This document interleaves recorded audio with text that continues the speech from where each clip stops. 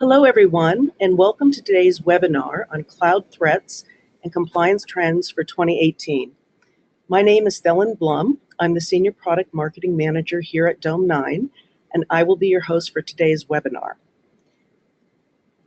Leading our discussion today will be our Dome9 experts, Marina Siegel, Lead Compliance Product Manager, and Shira Shamban, Data Initiative Lead. We will be discussing 6 key cloud threat intelligence and compliance computing trends for 2018 and best practices to mitigate exposure and keep your organization's information protected, secure, and compliant. Now, before we get started, let's go over a few quick housekeeping items. If you have any questions during the webinar, please submit them using the questions window on your GoToWebinar panel. You can submit questions at any time during the webinar. We will collect your questions and answer them during the Q&A session at the end of the presentation. Please feel free to download the PDFs posted, which are the Dome9 ARC and Dome9 Compliance and Governance product briefs anytime during the webinar. Finally, this webinar is being recorded, and we will make the recording available to you after the webinar. Please feel free to download the attached PDFs anytime during this webinar.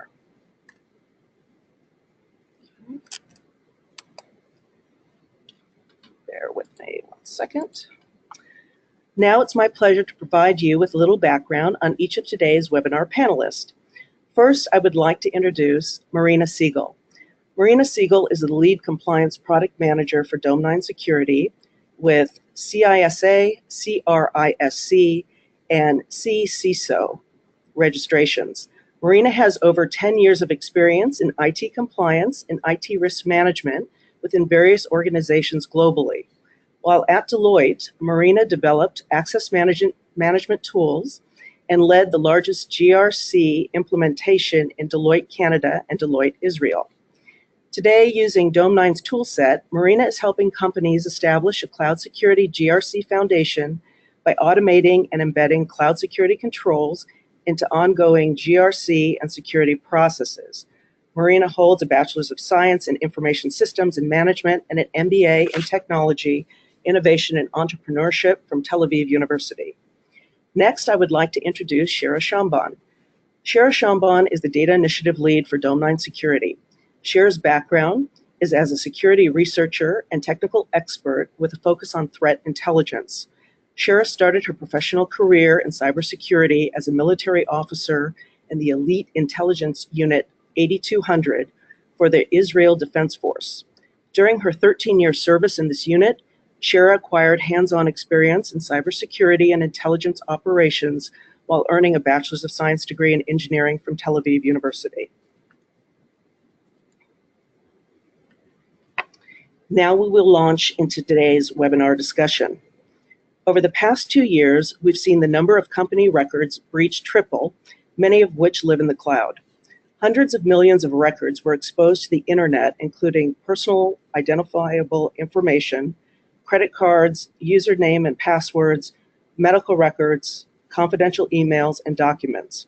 The most upsetting thing about the incidents is that they could have been avoided.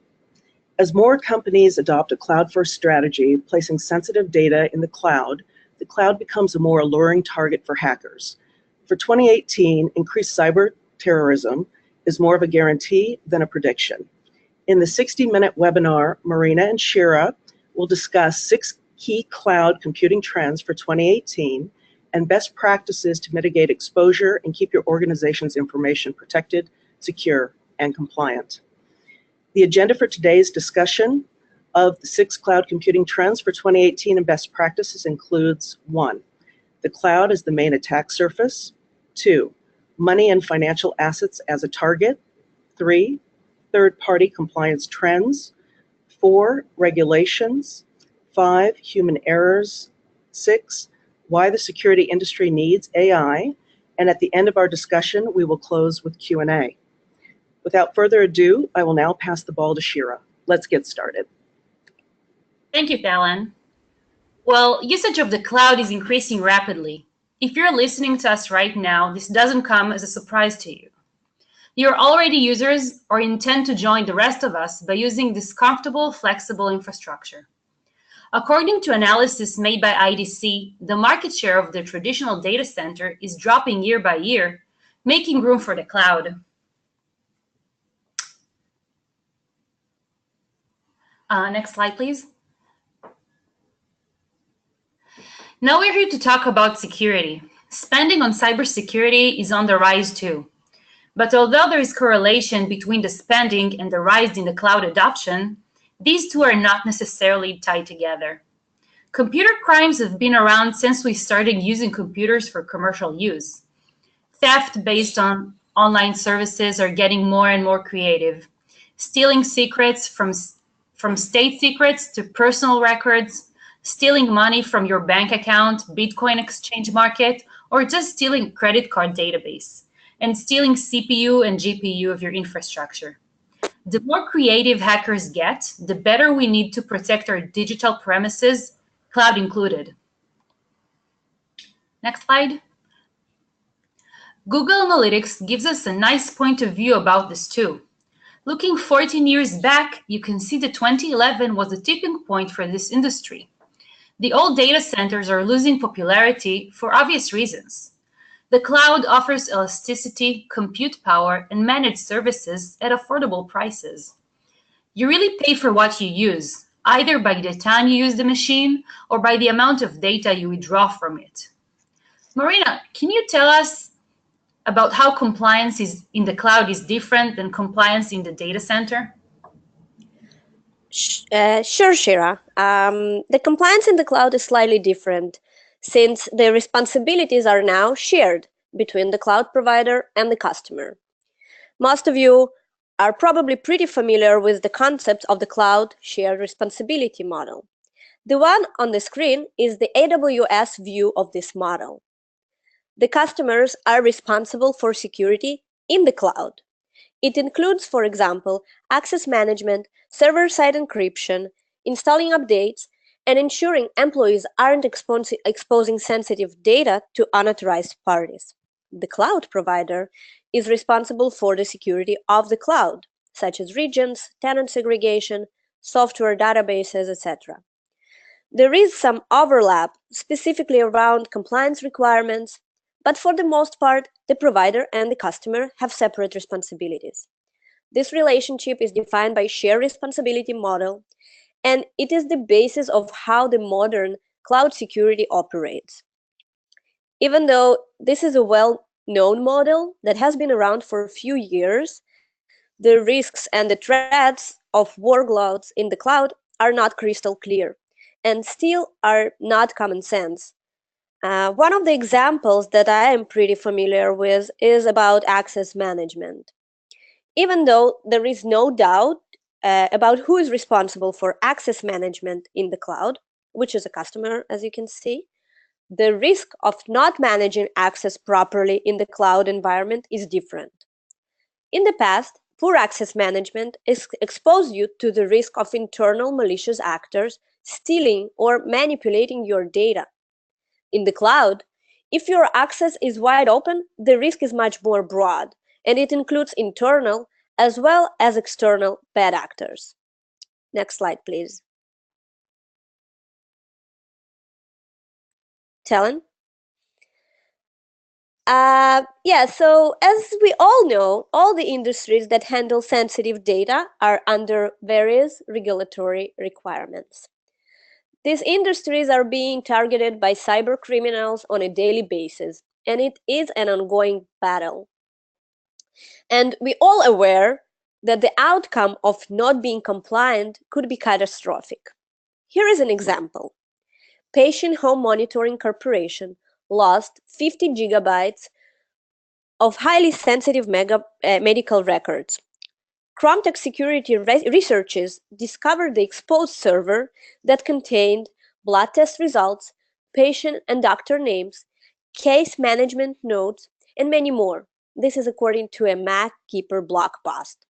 So how does this happen? Companies like Patient Home Monitoring are required, according to HIPAA, to protect any PHI they create, receive, maintain, or transmit. The penalties here could lead up to $1.5 million per year for each violation. However, being HIPAA compliant did not prevent companies from being breached. In my experience, compliance and security are distinct disciplines, often with shared objectives. If you are not compliant, the worst-case scenario is that you will lose a few customers. However, if a breach occurs, you may lose your reputation and your entire business. Passing an audit or getting a trendy certificate doesn't guarantee that you will not get breached. Being compliant is a great step towards being secured as it provides guidance on the best practices. However, you can be secured without being compliant and vice versa. And thinking about security in the cloud, it is important to keep one more thing in mind. The traditional approach of relying on firewalls, proxies, and other solutions to secure the perimeter of the enterprise network doesn't apply to cloud services. In the cloud, you can focus on initial configurations of the service, which can provide some level of assurance that all your assets are properly configured. But you can't expect the same level of security as configuration changes every day and maybe every minute. One of the industries that is frequently targeted is the financial industry. Kira, why do you think this is such a key target? Well, the most basic reason for cybercrime is gaining money. You can steal money using different channels. Here are just a few examples. You can steal money directly from the banking just by breaking into the SWIFT or any coin stock exchange. You can do that by obtaining data that's worth money and selling it to the right buyer. You can do ransomware attacks where you encrypt valuable data and ask for money to set it free. And you can, excuse me, you can even abuse resources to create money, like cryptocurrency mining. But does the fact that someone uses the cloud make them an easy target? Well, no, that's not really the problem. Today, we have more and more services online. We buy groceries online. We renew official documents like passports or driver license online. We communicate with our doctor and get prescriptions without leaving the comfort of our living room. This comfort comes with a price. The price that the business owner or the person holding the data has to pay. They're paying it because they want to hold our data, and they must store it securely and restrict access. And if they're not willing to pay the price for security, we as users often pay the price. The price of having our credit card stolen. Next slide, please. One of the most notorious incidents of 2017 was the breach to Equifax. This breach happened because of a vulnerability in Apache, which allowed remote code execution. Apache was notified about the vulnerability on February 14th of 2017 and released a fix about 3 weeks later. Unfortunately, Equifax patched their systems only after they were breached, and 146 days after the patch was available. So what have we got here? Names, addresses, social security numbers, dates of birth, credit cards, and driver license of about 143 million Americans. This is enough data for a good identity theft.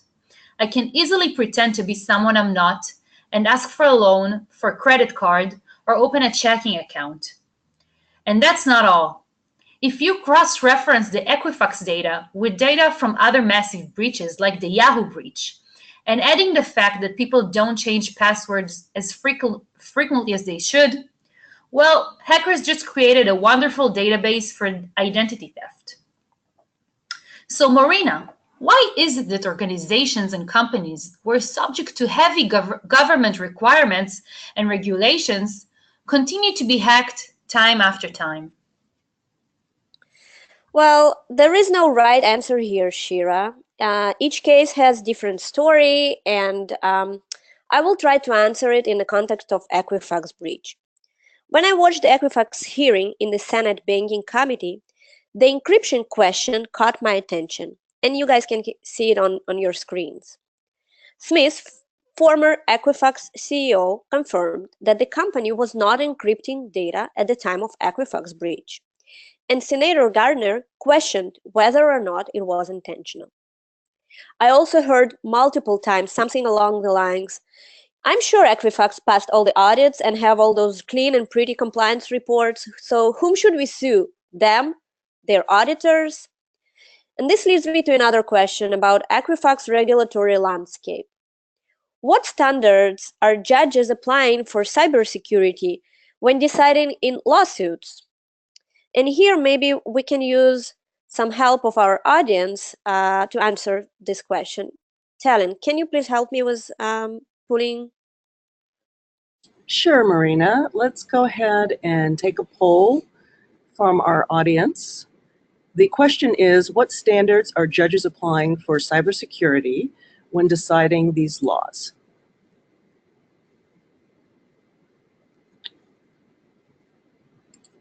Can everybody see the, Sherry, can you see it? I'm not able to see the pool. Okay. Let's see. Okay.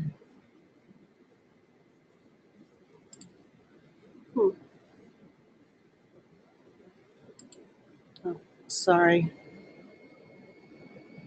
Do you want me to try launching it? Yeah, see if you can. I'm sorry, it's not for some reason. There we go.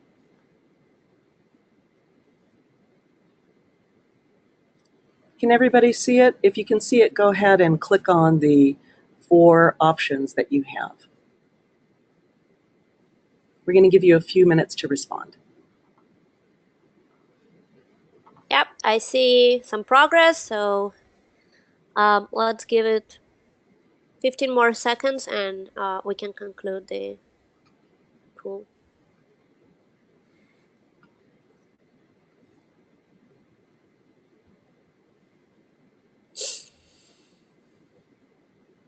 Okay. Yeah, we have 64% of the audience who voted. If you guys haven't done so already, please go ahead and select one of the options on your screens.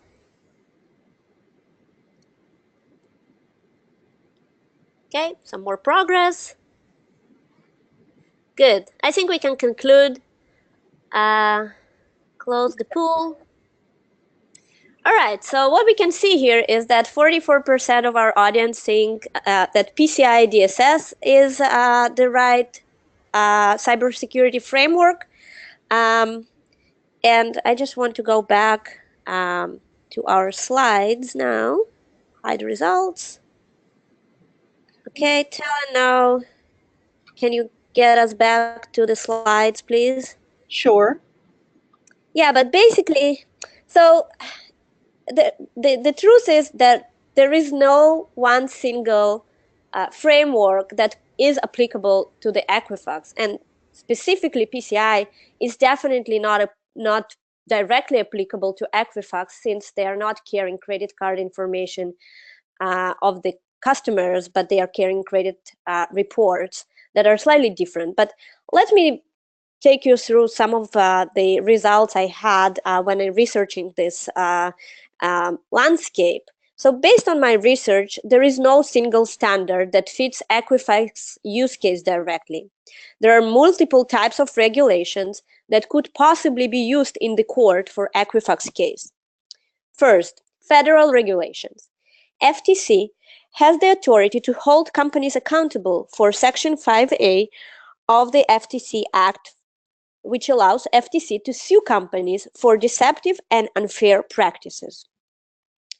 The second one is state regulations. Each state has its own regulatory requirements, and there is no unified framework in US as of today. Companies like Equifax theoretically need to meet all the regulatory requirements across all the states. This is something that laws such as GDPR will be helping Europe to solve. Industry self-regulation, and this is where we can fit the PCI, however, not directly. Laws about government network security do not apply to consumer-facing companies such as Equifax. Following this breach, there is a discussion to mandate some of the standards for cybersecurity for government contractors and consumer protection. At least 14 states and District of Columbia have laws that allow affected consumers to sue a company for data breach damages. But again, no unified framework that fits all. Since there is no national-wide standard for certain industries, making sure that you are doing the right thing from the security and privacy perspective is a key. But how can we make sure that all our connected third parties are doing the same thing? This is much more complicated. Shira, what happens when organizations use third-party services as part of their core activities such as R&D? Well, I have two examples to share with you, Marina, right now. The first one is GitHub. This is probably the most commonly used online code repository. A very common bad practice is to keep logins, passwords, and key along with the code in the Git. Users think it's safe because you need a password to log in. Well, it's not. In fact, since this is such a common bad practice, you have bots and automated tools that brute force GitHub using publicly available password repositories. And once inside, they have crawlers running around and looking for credentials that are just left there. Uber programmers are only human, I guess. They left AWS credentials in GitHub. The hackers that found them stole private data, including names and credit cards of 57 million users and drivers. Uber paid $100,000 ransom for the hackers to delete this database. Which sounds a little weird to me, because I don't know how can Uber be so sure the stolen data was in fact deleted. By the way, Uber made it look like the ransom payment was a bug bounty, and they hide the whole breach from their users for a very long time. The second incident belongs to OneLogin. This example is even more annoying in the sense that OneLogin actually encrypts login credentials for its users for a living. OneLogin were using a third-party service, which they did not disclose. Hackers managed to obtain OneLogin's AWS credentials from this third party. These credentials enable the hackers to enter OneLogin's AWS cloud as a legitimate user. Once inside, the hackers had access to databases that contained data about users, apps, and keys. The keys enable the hackers to potentially decrypt the username and passwords of the users that saved their logins in OneLogin. There are many other incidents I can mention, but the most important take from this is that you shouldn't assume other services will take better care for you and your personal information.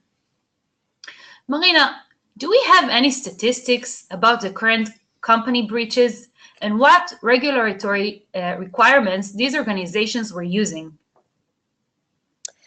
Yeah, that's a tough one. I was looking through the web to find some statistics.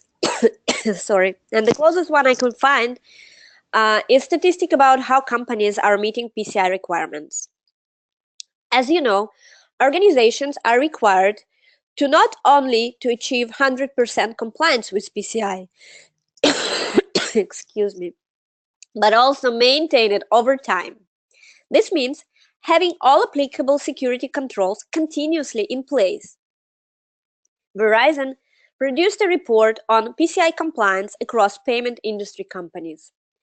As you can see, based on interim assessment, only 55.4% of the companies are fully compliant with all the requirements. Almost 30% are not fully compliant with key requirements that could have prevented most of the recent breaches we've been talking about. Requirements that companies are most struggling with are related to data protection, including encryption, vulnerability management, testing security and related configurations, patching, and maintenance of information security practices. Next slide, please. Regulators and compliance experts do understand the need to be up to speed with the latest technological changes. And here is how we get a moving target. The regulatory environment is a moving target that's constantly changing. So we do anticipate a lot of changes in the well-known known information security frameworks in the near future.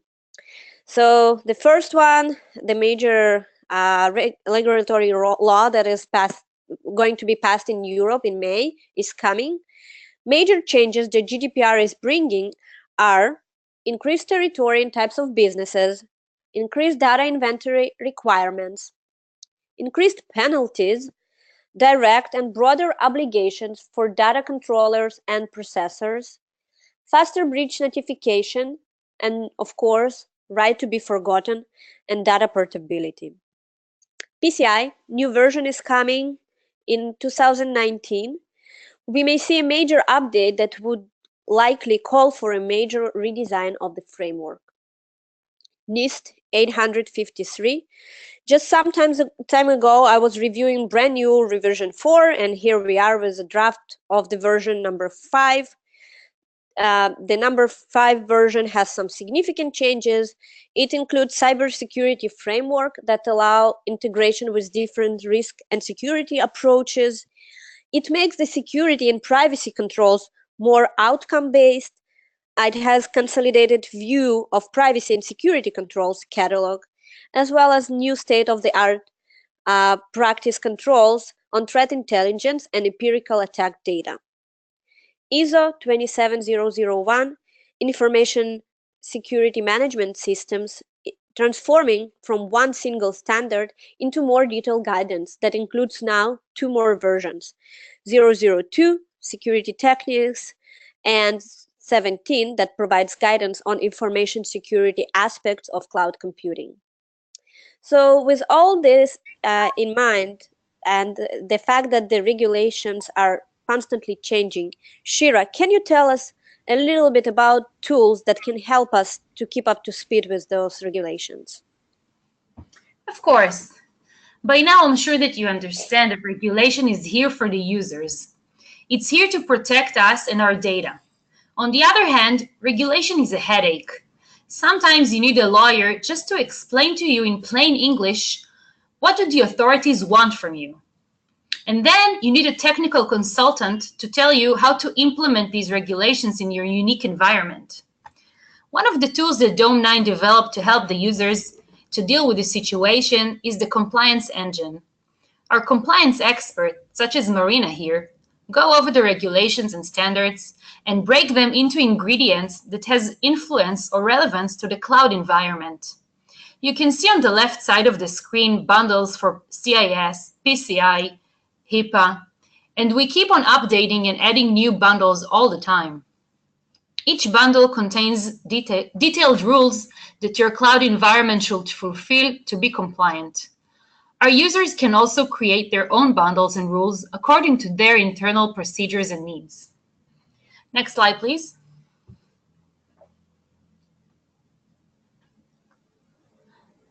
Our users can run assessments on parts or on their entire environment to make sure that they're compliant. As you can see, after running the assessments, the users get a report showing them exactly which assets failed and why. And because we know how crucial this topic is, we have a continuous compliance feature. Here, the users can choose to run a periodic assessment automatically and get a report to their email box. Next slide. Our next topic is human errors. Most of the security incidents happen due to errors, because someone could have done their job better, because someone didn't pay attention to the small details. It's leaving your AWS keys unprotected in GitHub. It's leaving an S3 bucket exposed to the internet. It's leaving a MongoDB exposed to the internet. It's not denying access to your environment from dangerous ports. These are all preventable mistakes. Verizon, Accenture, Inscom, the DNC, these are all just a few examples for many incidents we saw in 2017.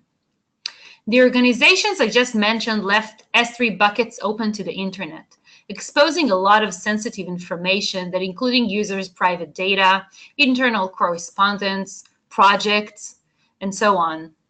Other companies had their MongoDBs encrypted by ransomware. Most of the vulnerabilities that are found in audits, or worse, in attacks, are in fact someone just not following best practices like CIS, PCI, and soon GDPR. Marina, from your experience, do you have any magic solutions for human error prevention?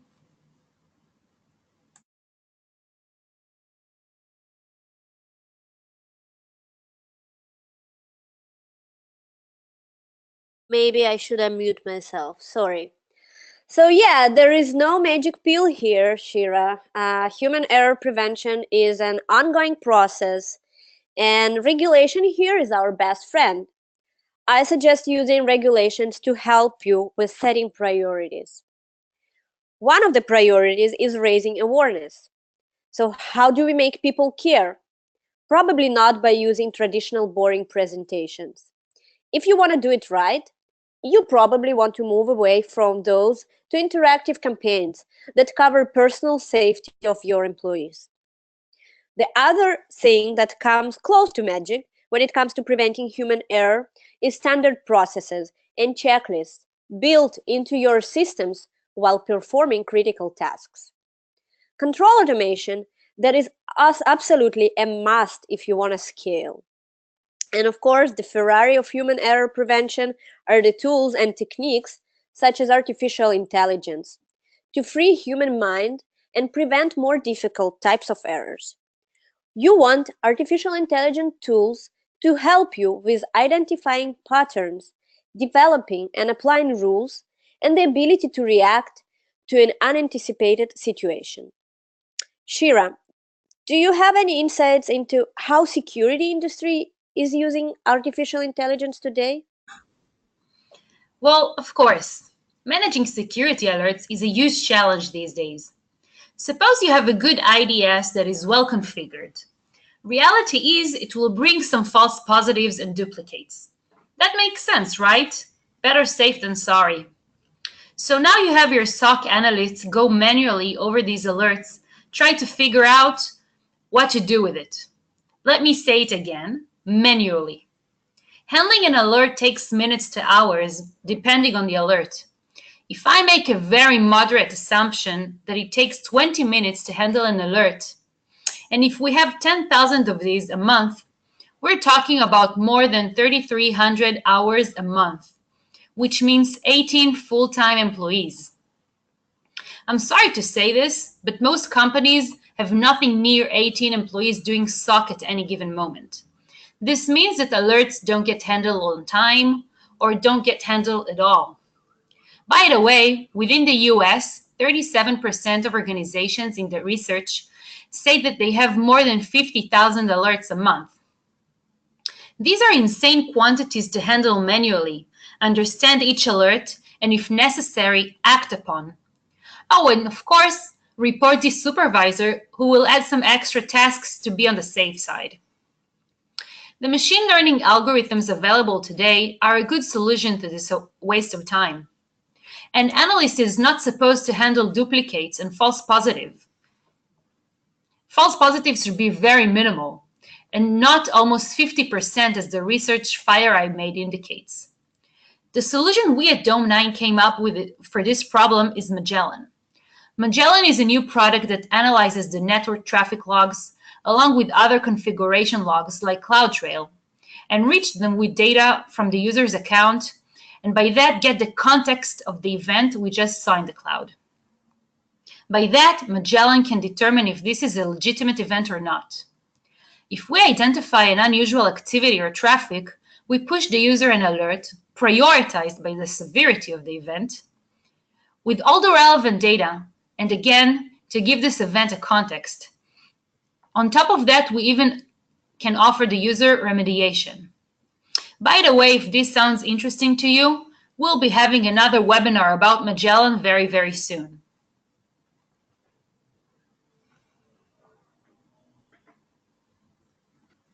All right, that concludes our presentation today.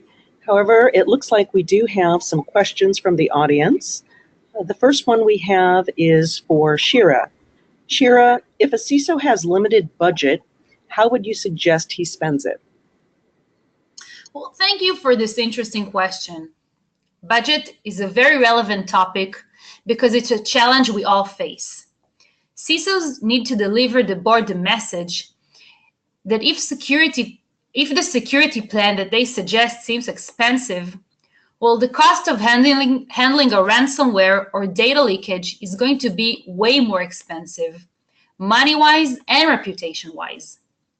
As for how to spend the budget, I can't really relate to the physical aspect of security because this is not my area of expertise.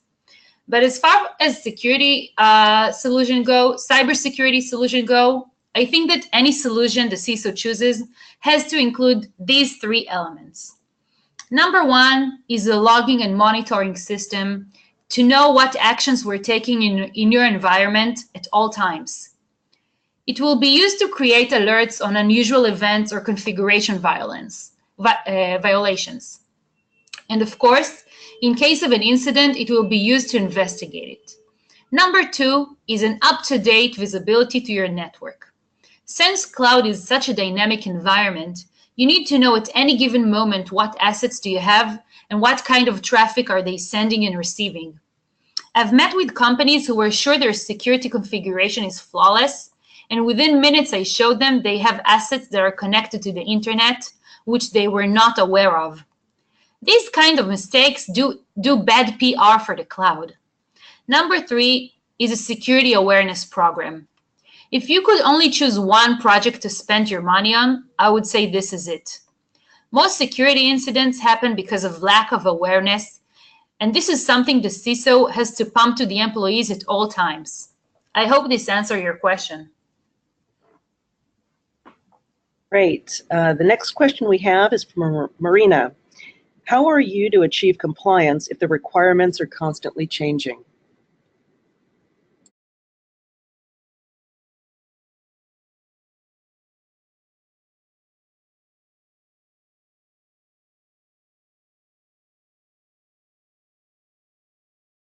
Marina, you're on mute. Please unmute. Sorry. Yeah, that's a good question. So first of all, I suggest you to work on your scope, understand it, know what is in scope for the requirements that you are addressing.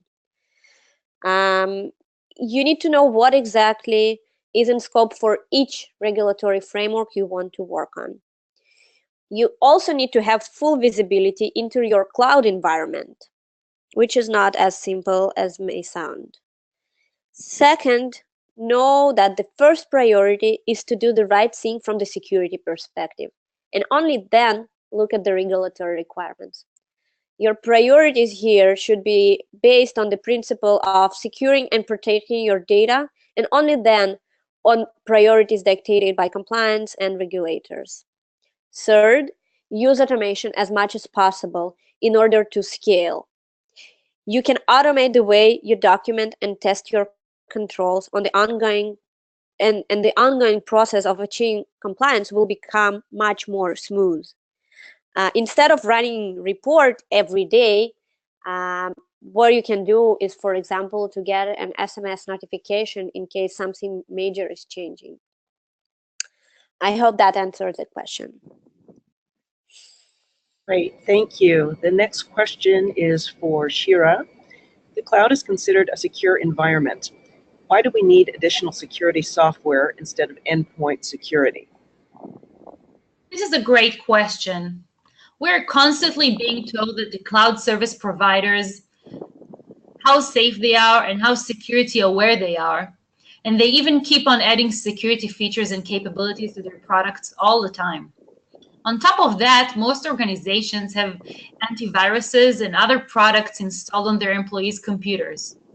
So do you really need additional security solutions? My answer is yes.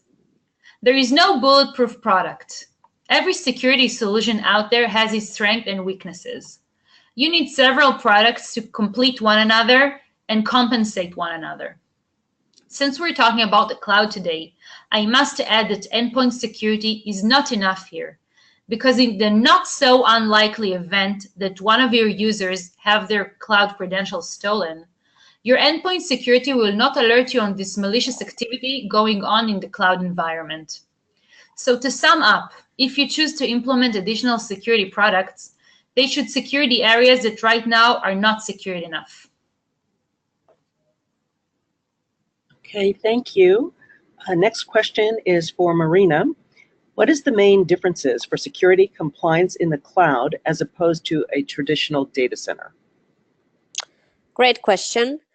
So while we talked about shared responsibility model and the slide of AWS showing the orange and the blue lanes for the client and the provider, we went through some of those. To summarize, we talked about access controls example and concluded that the risk posture and the impact is different in the cloud for the same processes.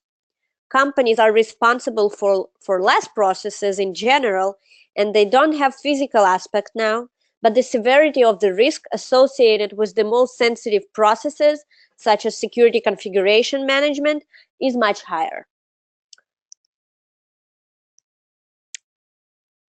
Great. Okay, thank you. Next question is for Shira. We use SIEM to run our security monitoring. What can we do to make the monitoring better? Okay, well, a good SIEM system is the right place to monitor your environment, see that everything is going in the right direction, and in case of a problem, identify it quickly and respond. One of the biggest problems the SIEM users is alert fatigue. This is a topic I've mentioned before. Users get too many alerts to handle, and this physiologically affects them tremendously. Their motivation drops, their effectiveness drops, and they can't keep concentrated on one alert and work on it from end to end. This extends the time it takes to handle an alert and obviously affects the quality of the handling. There are two things you need to incorporate with your current SIEM or find the right solution to do it for you. Number one is prioritization. Your analysts need to know what's urgent and what can wait for later, and feel comfortable about it. They need to trust the system to prioritize correctly for them. Number two is remediation. On this one, I know that not everyone agrees. Not everyone trusts a computer to decide and execute a remediation for a security event. But at the very least, we can have it suggest to us how to handle the alert. We can either accept the system's suggestion or handle the event in a way that we find more suitable. We live in a generation when a computer suggests a medical diagnosis to a patient. It's not so far-fetched to have a computer to diagnose and suggest a cure for a security issue.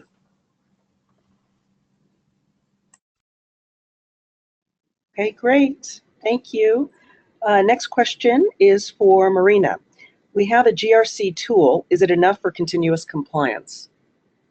That's a good question, and it takes me back to my GRC experience in the past. So yeah, traditional GRC tools are used for documentation, metrics, and different integrations with external tools to measure compliance with various frameworks.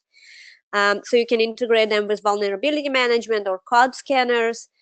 The part that is missing, in my opinion, is visibility and control of security and compliance of your cloud environment. So basically what you want to add to the GRC tooling that you have is ability to see what are the recent issues that are happening in the cloud and be able to act quickly to remediate those immediately. So I think adding some sort of compliance management, automated compliance tooling into your GRC tooling is a very important step towards compliance and scaling of your efforts. Great. Well, it looks like that concludes the Q&A section of today's webinar. Thank you, Sharon Marina, for your presentation. As we close today's webinar, I would like to thank everybody in our audience for joining us and hope you found the content informative. Thank you, Sharon Marina, again for your insights on the top 6 cloud computing trends for 2018. All right, everyone, this concludes today's webinar. If you have further questions on the information presented today, please don't hesitate to reach out to us via the email address q&anda@dome9.com. I have a few final notes. If you would like to learn more about the security and automated compliance solution Dome9 provides for the public cloud, please visit our website at www.dome9.com. You can feel free to sign up for a personal demo or a free trial, 14-day free trial. Go ahead and register, and someone from Dome9 will get back to you to begin that process. Additionally, if you'd like today's webinar and would like to sign up for future Dome9 webinars, please visit www.dome9.com/webinars to register. If there's a topic you would like us to discuss, please contact us through our website and let us know. With that, we thank you for your time today. This now concludes the Dome9 webinar. Enjoy the rest of your day.